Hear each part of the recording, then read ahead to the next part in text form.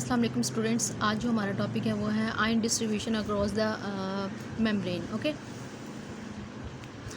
हम स्टार्ट करते हैं। Electrical signals within biological organism are driven by ions. अब वो कह रहे हैं जो इलेक्ट्रिकल सिग्नल्स जो होते हैं, ठीक है, कोई भी सिग्नल है, लाइक हम लिख रहे हैं, ठीक है, वो किसके ज़रिए, फ़र्ज़ करो हमने लिखना है, तो क्या चीज़ है जो हमें लिखने पे मजबूर कर रही है। और वो कह रहे हैं इलेक्ट्रिकल सिग्नल, कुछ सिग्नल्स होते हैं बायोलॉजिकल ऑर्गेनिज्म, यानी जिंदा ऑर्गेनिज्म जो होते हैं उनमें कुछ इलेक्ट्रिकल सिग्नल्स होते हैं, आर ड्रिवन बाय आयंस, जो आयंस से मतलब ड्राइव होते हैं, ठीक है।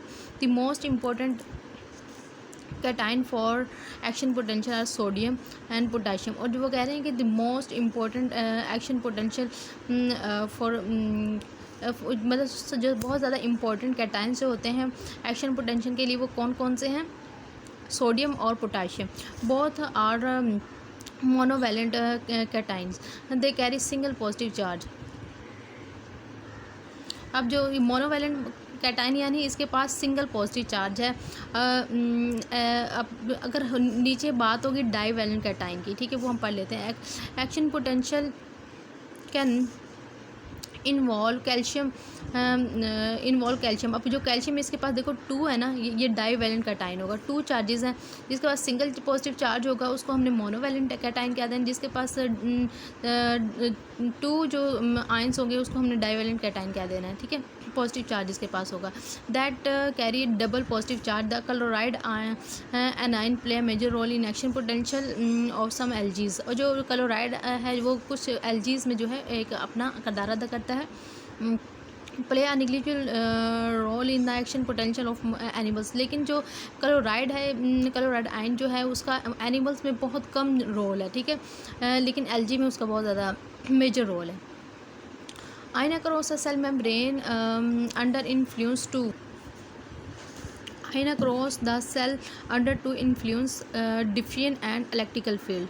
वो कह रहे हैं कि आयन जो है वो across the cell membrane under, इसके 2 सर डिफिन होते और डिफिन करते हैं, और ये इलेक्ट्रिकल फील्ड्स में मतलब ये इसका काम है। डिफियन विल, अब हम डिफियन पढ़ रहे हैं, ठीक है, ये वाली जो डिफियन मैंने हाईलाइट की है येलो से। Defiant will ensure ion mix into equal solution.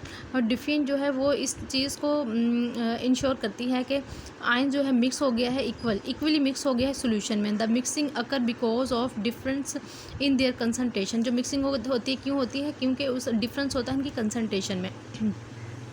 The region with high concentration with the diffusion toward the region low concentration. अब वो कह रहे हैं जो हाई कंसनट्रेशन हमेशा से जो डिफियन जो होती है वो हाई कंसनट्रेशन से लोअर कंसनट्रेशन एरिया की तरफ से होती है, ठीक है। Suppose we have two solution A has 30 sodium ion and 30 chloride ion. अब देखो हमारे पास सोल्यूशन ए है, ठीक है, एक बीकर है, उसमें सोल्यूशन हमारे पास जो है उसमें 30 सोडियम आयन्स है और 30 chloride ion. The solution B has only sodium ion 20 कितना, एक minute, 30 sodium ion and 20 chloride ion, ठीक है। अब इसमें सोडियम ज़्यादा है। अब सोडियम से क्लोराइड की तरफ आएंगे क्योंकि वो हाई कंसनट्रेशन से लोअर कंसनट्रेशन की तरफ हमेशा डिफिन होती है। We assume that barrier allow both type of the ion travel through it, then steady state will be reached, and at this stage both 25 ion sodium and 25 chloride ion it produce barriers. It's selective alone, alone will not determine the resulting sodium, ठीक है। अब इसमें यही बताया हुआ है कि जो सोडियम, जो सोल्यूशन ए जो था उसमें 30 सोडियम था, 30 क्लोराइड, लेकिन जो सोल्यूशन बी जो हमने लिया था उसमें 30 सोडियम था और 20 जो है क्लोराइड। इसलिए जो 30 यानी जिसमें ज़्यादा सोल्यूशन है वहाँ से वो लोअर कंसनट्रेशन की तरफ से उसने मूव करना है, यानी डिफियन जो है वो हायर कंसनट्रेशन से लोअर कंसनट्रेशन की तरफ होगी। Now we contract a barrier that permeable only sodium. अब हमने एक बैरियर जो है बनाया है, ठीक है, परमिएबल टू जस्ट जो वो सोडियम आयन को, जो परमिएबल सोडियम आयन के लिए जो है वो परमिएबल है। Now only it allowed to diffuse across a barrier from high concentration to in solution lower concentration B. अब देखो ये हमने पहले ही पढ़ लिया था, जो हायर कंसनट्रेशन से जो सोल्यूशन होगा लोअर कंसनट्रेशन की तरफ आएगा, and this will result is greater accommodation sodium ion than chloride ion in solution B. अब देखो जो है अगर सोडियम जो है वो सॉल्यूशन ए से बी की तरफ आएगा तो सॉल्यूशन ए में उसकी कंसंट्रेशन कम हो जाएगी और बी में उसकी ज़्यादा हो जाएगी। Number of sodium ion chloride ion in solution a. अब जो है जो क्लोराइड आयन जो है उसकी जो मिकदार जो सॉल्यूशन ए में जो होगी वो कम हो जाएगी, ठीक है। This means that there is net positive charge in solution B, higher concentration of positive charge sodium and then negative charge. वो कह रहे हैं जो नेगेटिव जो चार्ज है, नेट पॉजिटिव चार्ज जो है सॉल्यूशन बी में, ये वाला सॉल्यूशन बी है, इसमें नेट पॉजिटिव चार्ज जो है वो ज़्यादा है बनिस्बत नेगेटिव चार्ज ए वाले सॉल्यूशन में, ठीक है। Likewise there are net negative charge, ये हमने पढ़ लिया, ये इसमें ये मैंने समझा दिया। In solution for greater concentration of negative charge ion positive sodium ion the opposite charge attract like and charge repel. अब वो कह रहे हैं जो ऑपोजिट चार्जेस जो है एक दूसरे को अट्रैक्ट करेंगे, पॉजिटिव नेगेटिव एक दूसरे को अट्रैक्ट करेंगे और एक जैसे चार्जेस होंगे एक दूसरे को रिपेल करेंगे।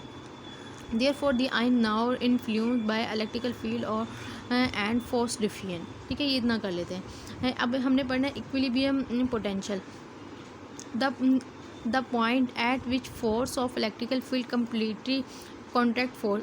ऐसा पॉइंट जहाँ पर फोर्स और इलेक्ट्रिक फील्ड जो है कम्प्लीटली कॉन्टैक्ट कर दे फोर्स, यानी रोक दे फोर्स को ड्यू टू डिफिन की वजह से। ऐसा पॉइंट जहाँ पे इलेक्ट्रिक फील्ड जो है फोर्स ऑफ इलेक्ट्रिक फील्ड की जो फोर्स है वो मुकम्मल दूसरी फोर्स को रोक दे due to the diffusion is called equilibrium potential. At this point the net flow charge, यानी यहाँ पे जो नेट फ्लो है आयंस का वो क्या होगा, ज़ीरो होगा, ठीक है। अच्छा, अब हमने पढ़ना है role of plasma membrane. Every animal cell is enclosed in plasma membrane. अब जब जितने भी एनिमल सेल हैं वो किस में इनक्लोज्ड या बंद होते हैं, प्लाज्मा मेम्ब्रेन में। It composed of lipid bilayer,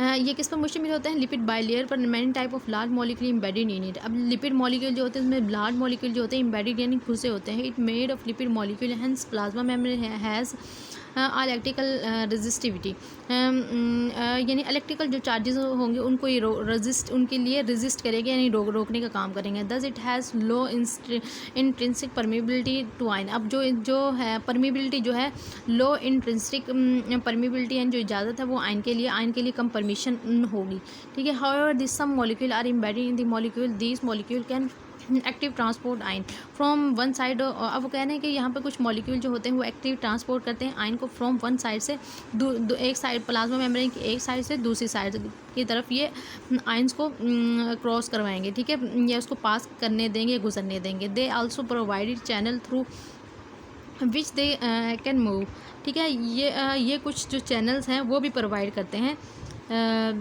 जिनके ज़रिए जो आयन हैं वो गुजरते हैं, ठीक है। ओके, अब हमने पढ़ना है फैसिलिटेटेड ट्रांसपोर्ट। अब फैसिलिटेट ट्रांसपोर्ट होती क्या, the movement of molecule and ion the movement of molecule and ion through a protein molecule embedded plasma membrane. अब वो कह रहे हैं एस मॉलिक्यूल और आयन की movement through a protein molecule embedded जो कि प्लाज्मा मेम्ब्रेन में घुसी होती है, यानी प्रोटीन के मॉलिक्यूल के ज़रिए मॉलिक्यूल और आयंस की जो है ट्रांसपोर्ट कराना, उसको हम फैसिलिटेटेड ट्रांसपोर्ट कहेंगे। क्योंकि कुछ जो होते हैं ना मॉलिक्यूल्स जो होते हैं वो लिपिड इनसॉल्युबल होते हैं, ठीक है। लिपिड इनसॉल्युबल होते हैं तो फिर वो प्रोटीन के साथ अपना बॉन्ड बनाते हैं जो कि प्लाज्मा मेम्ब्रेन में के साथ जुड़ी होती है, ठीक है। फिर वो प्रोटीन के साथ फ्रेंडशिप करके या उसके साथ जुड़ के, ठीक है, फिर वो प्लाज्मा मेम्ब्रेन को क्रॉस कर लेते हैं। क्योंकि प्लाज्मा मेम्ब्रेन जो है लिपिड इनसॉल्युबल पार्टिकल्स को गुजरने नहीं देती, ठीक है। इसलिए उसके लिए फैसिलिटेटेड ट्रांसपोर्ट की ज़रूरत पड़ती है। The resistance of pure lipid bilayer to passage of ion across it is very high, but अब वो कह रहे हैं जो लिपिड सॉल्युबल बाइलेयर जो है उसके लिए बहुत ज़्यादा रेजिस्टेंस है, ठीक है, उनको गुजरने नहीं देती। But structure embedded in the plasma membrane greatly enhance ion movement. अब वो कह रहे हैं जो प्रोटीन जो होती है प्लाज्मा मेम्ब्रेन में एम्बेडेड होती है उनकी वजह से जो आयन की मूवमेंट जो होती है वो ज़्यादा ग्रेटली इन्हांस यानी ज़्यादा हो जाती है। दिस मूवमेंट में अकर एक्टिवली एंड पैसिवली। अब वो कह रहे हैं जो मूवमेंट जो होती है वो एक्टिवली यानी खुद एक्टिवली भी हो सकती है और पैसिवली भी हो सकती है। Mechanism of both transport is called facility transport and facility diffusion. अब वो कह रहे हैं दोनों टाइप जो एक्टिवली हो या पैसिवली हो, ठीक है, उन दोनों मैकेनिज्म को हमने क्या कह दिया, फैसिलिटी ट्रांसपोर्ट या and facility diffusion. Type of the structure play a major role. अब वो कह रहे हैं जो ये दोनों टाइप की जो ट्रांसपोर्ट जो होती है वो बहुत ज़्यादा मेजर रोल जो है वो अदा करती हैं। This are ion channel and ion pump. अब हमने एक पढ़ना है आयन चैनल और दूसरा पढ़ना है आयन पम्प, ठीक है। Both form assemble of protein molecule. अब जो दो आयन चैनल जो होते हैं और आयन पम्प्स जो होते हैं वो दोनों किसके साथ जुड़े मिले होते हैं, प्रोटीन मॉलिक्यूल्स के साथ। Ion channel provide a passage through a which ion can move. अब अगर जो आयन जो चैनल जो होते हैं वो किसको रास्ता प्रोवाइड करते हैं, जो आयन जो है वो मूव कर सकते हैं। In case an ion channel is permeable to specific type of. अब वो कह रहे हैं जो आयन चैनल जो वो सिर्फ स्पेसिफिक टाइप के जो आयन जो होते हैं उनको गुजरने देती हैं। For example they mostly permeable sodium and potassium में। ये जो सोडियम जो आयन चैनल जो हैं वो सोडियम और पोटाशियम को अपने से और गुजरने देते हैं।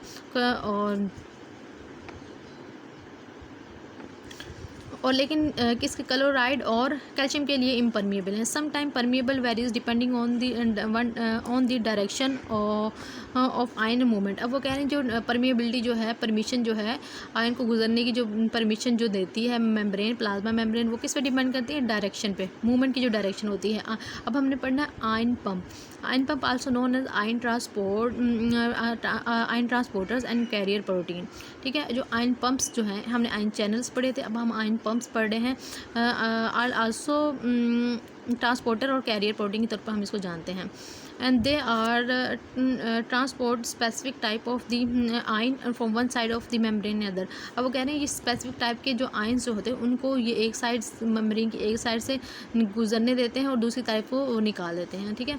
And they use energy drive from the metabolic process. अब वो कह रहे हैं कि जो आयन पम्प्स जो होते हैं वो एनर्जी यूज़ करते हैं, ठीक है। अब हम इसको डिटेल में पढ़ लेते हैं।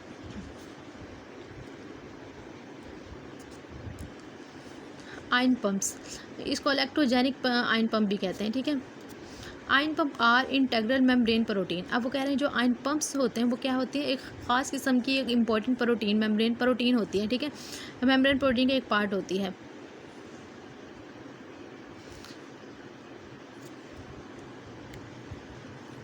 ओके, आयन पम्प ये हमने पढ़ लिया। They carry out active transport. अब वो कह रहे हैं दे कैरी आउट, ये किसके ज़रिए कैरी होती है या चलती है, ये काम करती है एक्टिव ट्रांसपोर्ट के ज़रिए। एंड दे एक तो मैंने ना ये बाइंडिंग करवाई बुक पे, वर्ड्स ही ना अंदर घुसे हुए। दे यूज़ सेलुलर एनर्जी, यानी सेलुलर एनर्जी हमने किसको कह दिया है, एटीपी को, to pump the ion.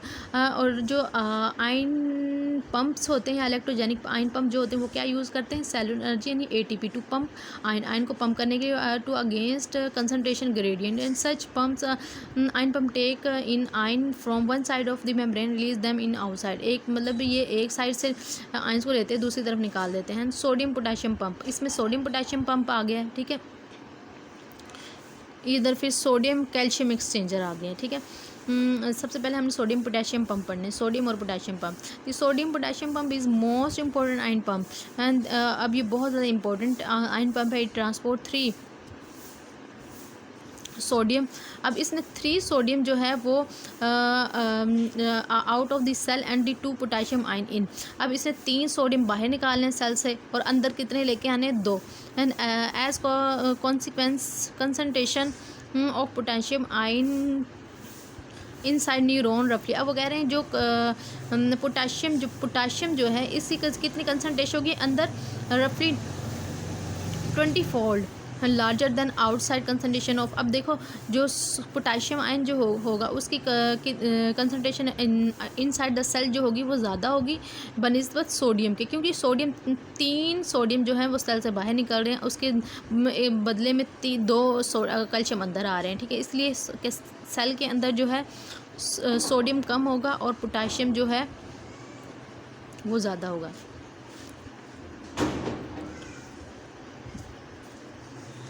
But sodium concentration जो सोडियम कंसनट्रेशन है रफली 9 फोल्ड लार्ज, ये हमने पढ़ लिया, ठीक है, मैंने आपको वैसे बता दिया।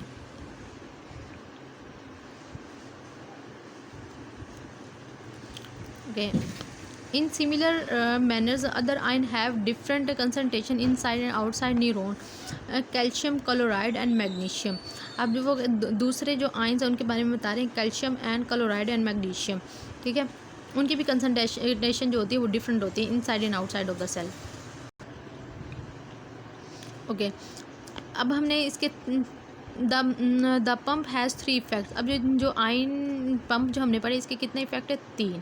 It makes the sodium concentration high in the extra cellular spaces and low in the intercellular. अब वो कह रहे हैं जो सोडियम कंसनट्रेशन जो है इसकी कंसनट्रेशन जो होगी वो आउटसाइड पे जो होगी बहुत ज़्यादा होगी बनिस्बत अंदर के। इट मेक दी पोटेशियम, अब हमने पोटेशियम के बारे में पढ़ना है। Potassium concentration is high inside, पहले ही बताया था पोटेशियम की कंसनट्रेशन इनसाइड द सेल ज़्यादा होगी और आउटसाइड में एक्स्ट्रा सेलुलर स्पेसिस में कम होगी। It give the intra cellular spaces negative voltage with respect to the extra cellular. अब वो कह रहे हैं जो ये क्या देती है?